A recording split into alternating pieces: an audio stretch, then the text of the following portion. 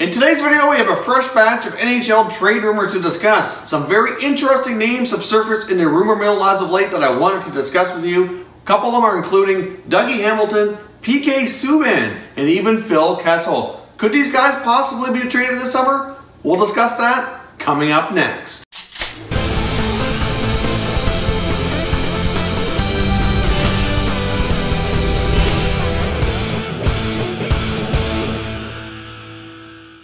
Hey everyone, and welcome back to another video here at Top Shelf Hockey. If you're new to the channel, thanks for stopping by.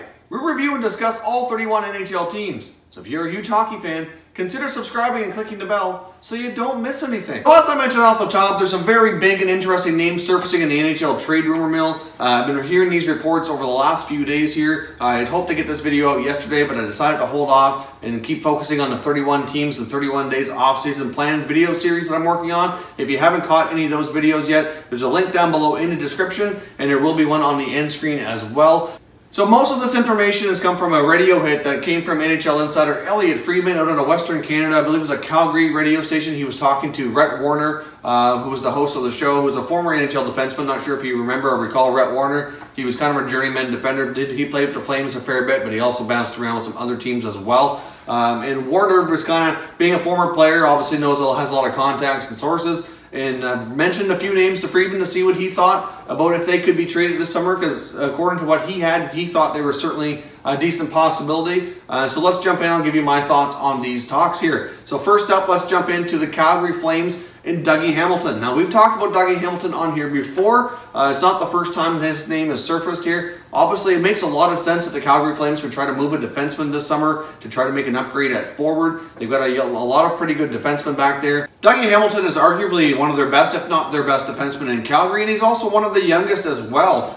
So it makes a lot of sense his name keeps surfacing, mainly because if teams know that Calgary wants to move a defenseman and they inquire with them, that's probably going to be the name that comes up the most. I mean, Giordano's still pretty solid. He's their captain, he's their leader, but he's going to be 35 by the time the season rolls around here in October, and he still has a few more years left on the deal. He's signed until he's 39 years old with over $6 million, so I mean, that's not the most fantastic contract a lot of teams are going to want to take on. Obviously, they've got Michael Stone, they've got Travis Hamonic, they got TJ Brodie. They're all 27 years old, making, decent coin as well, but really Hamilton's the one that sticks out to me as being the top guy amongst the group. So obviously it makes a lot of sense. I'm not surprised there would be interest, but in all honesty, I don't think the Flames are going to move this guy.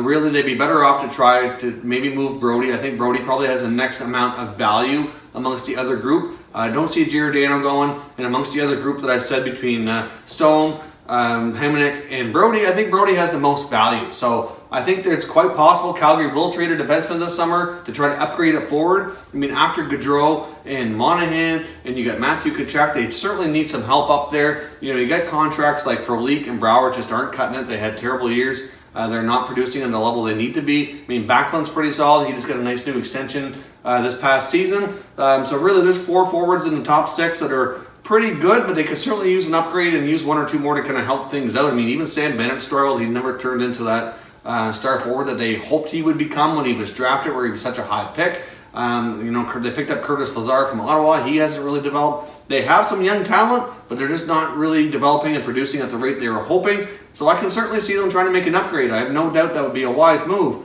However, it's going to have to be a D-man that goes, and I don't think it's Hamilton. So I'm going to dismiss this rumor and say it's quite possible we see this type of trade, but I think the Flames would be crazy to move Hamilton over one of these other guys if they can do it. Another interesting note, though, is the Flames don't have very many draft picks this year. Their first few rounds of picks have already been traded in other deals, and they really could use a first-round pick to try to obtain a decent player to put in a prospect pool. So we could see somebody maybe be moved for a first-round pick. That is certainly a possibility. There's not a lot of guys on their roster that I think that would be that they'd be willing to move that's going to fetch that kind of return. So it should be interesting, but certainly stay tuned to the Flames. I do expect them to shake things up this summer, but it's hard to say what, but I just don't think Hamilton's the guy. So let me know what you think, and we'll discuss further in the comments section.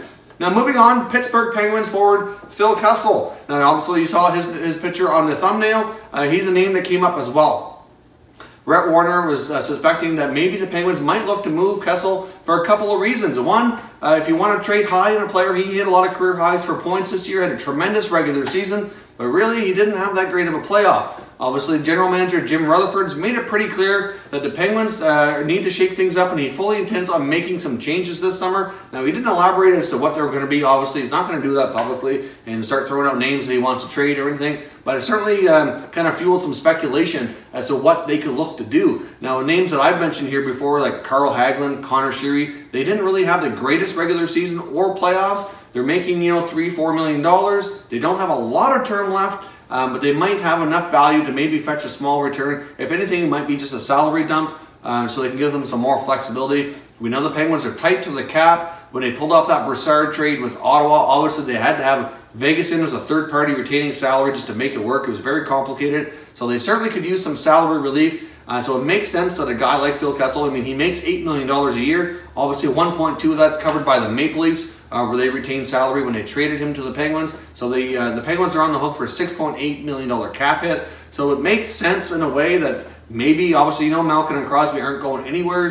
After those two guys, he's probably next in line, at least amongst the forward group, for dollars and on contract that might make sense to move. Does it kind of make sense? Yeah, it kind of does. I'm not really sure I see it happening. I think it'd be more likely that they move Letang over Kessel, but that's just me. The only problem is both of them have trade protection in their contracts. They both have a modified no-trade clause. So obviously, with all the different trade clauses out there, the players have a lot of control over where they go. So it's really hard to say. There was some speculation that Kessel had a beef with Coach Sullivan, and that they're having some issues working it out. And maybe it was best for the team to maybe try to move on from Phil. But to be honest, I really don't see it happening. With his contract where it's at, he still has a fair bit of term left. He's making $8 million, but whoever takes him will be on the hook for 6.8.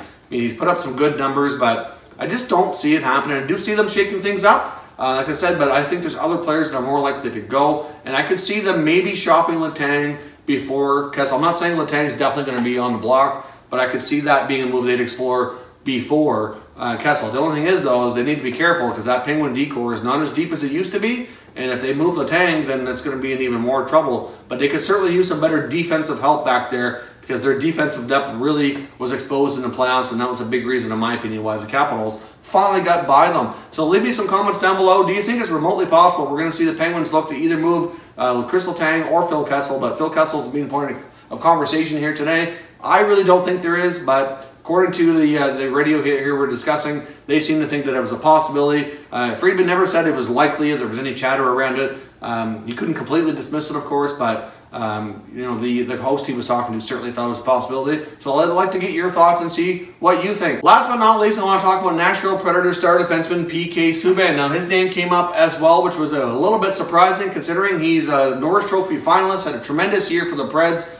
He really improved his defensive game, in my opinion, since he's been moved to Nashville the last couple of years. Had a pretty solid playoffs. Even though the Predators fell short, you can't put that on PK. I thought he was pretty solid. One of their better players for sure. Now, obviously, when teams don't accomplish what they're looking for, there's always rumors. And as these teams get beat out of the playoffs, they pretty much had rumors circulating around them as they were beat out, because obviously, people start talking right away. Well, they always say they didn't get it done. What could they do better next time? How can this team improve for next year? The speculation seems to get going almost instantly after teams are beat out. With obviously PK being such a high-profile name, big personality, it's not a complete shock that his name has come up. But the report, like I said, with Elliot Friedman and Rhett Warner discussing this on the radio a few days back, the discussion was, is PK possibly worn out his welcome with the Predators? As we know, he can be an acquired taste. He's a big personality. There was a lot of speculation that when Montreal moved him that he was having a lot of issues in the locker room with his teammates. But to be honest, I don't know if we can put a lot of stock into that. I know that there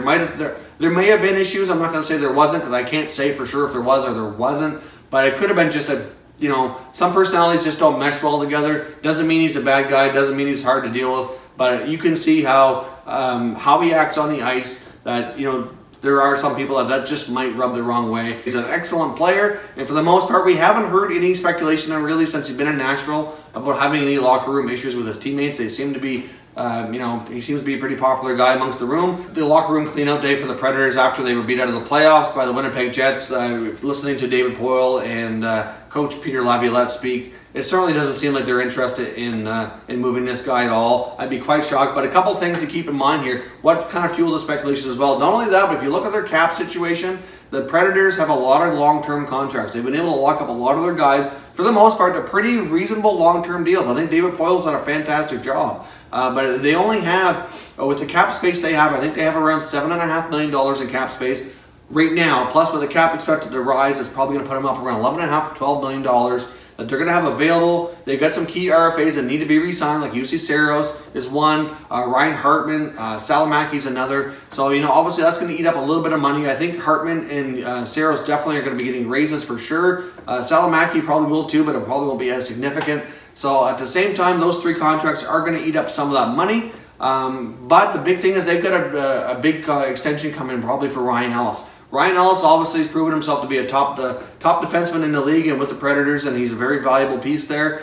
He's only got one more year left on his deal, so he's eligible for an extension this summer. So you know that he's going to be getting a fairly big raise. So they have to make sure longer term that their cap situation is intact to make sure they can handle that raise. And then the year after they get Roman Josi. Josi's only making $4 million, which seems low for what he brings to the table. Ellis is even making less than that right now. So you know they're both going to be getting fairly significant raises over the next 1 to 2 years.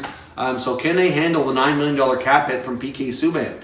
You know, it is a question that does need to be really analyzed by the Predators. And the other thing is PK doesn't have any trade protection in his contract. When he was given that deal by the Habs before he was traded, there was no trade clause protection in that contract. So if they decide to move him, he doesn't have any control over that. So it's really strictly all internally by the Predators, full control over that. So it's hard to say. I don't think it's something they're going to be exploring now. To be completely honest, I think it is something that the Predators at some point will consider. More than likely in the next 1 or 2 years, I think they more likely would commit to Josi and Ellis longer term. If you take a look at where they're all at in their careers with salaries, ages, etc., I think that you know, as Ellis and Josi's contracts kick in, then you've got Matthias Ekholm as the other one of those big four there. I really think PK probably would be the guy to go. I just don't see it being now. I think it's more likely in a year or two down the road that that's a possibility that could happen. But that's just my thoughts. I really don't think they're going to move PK, but they do need to be creative with how they handle the salary cap. Like I said, they got 3 RFAs to sign.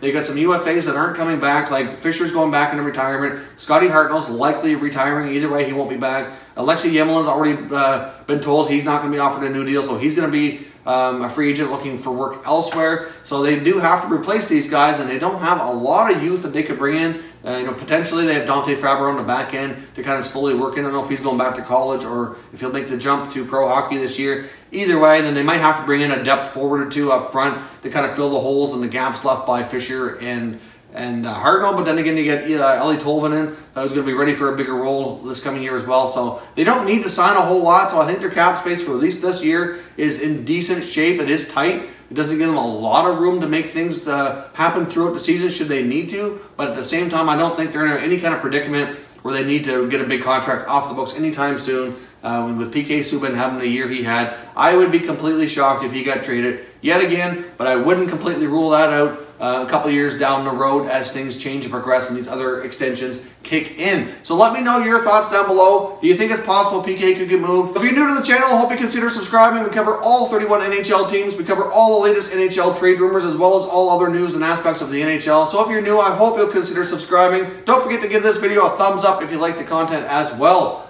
Thank you very much for watching, everybody. We'll catch you next time.